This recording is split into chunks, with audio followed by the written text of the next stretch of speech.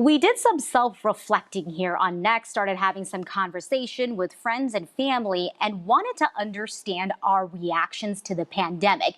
The feeling of burnt out, the anxiety, the crankiness. Well, it turns out a lot of these emotions are connected to a chemical reaction that is happening in our bodies. And once we understood a little bit better about what was going on, we started feeling better. So we wanted to share that with you too. When we think about the exhaustion factor makes a lot of sense. By that, we mean our limbic system and our neurological system. That's our kind of fight or flight response, our stress response. They are activated all the time now. What does that actually mean chemically for your body, or what's happening within your body? Okay. So when we think about that, we're seeing things like where our heart rates increase, our blood pressure increases, our muscle tension is higher. Now, again, very handy if we're being chased by a lion, not very handy if this is happening every moment of every day.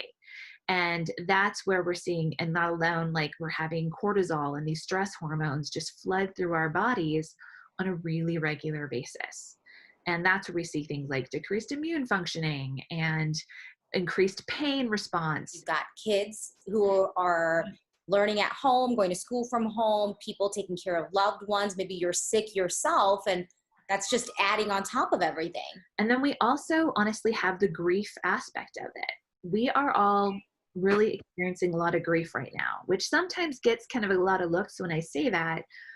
But grief isn't about death. Grief is about loss. And we are all experiencing these tons of losses right now. Loss of connection, loss of certainty, loss of jobs, loss of finances. What is something they could do tonight? We know that has some fascinating science behind it, is being able to name our emotion and name our emotions specifically, stopping and taking 5 good deep breaths.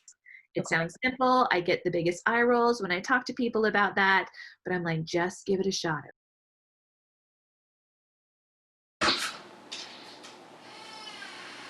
So there is science behind that too, right? It's basically helping hack that fight or flight response when you're doing that deep breathing.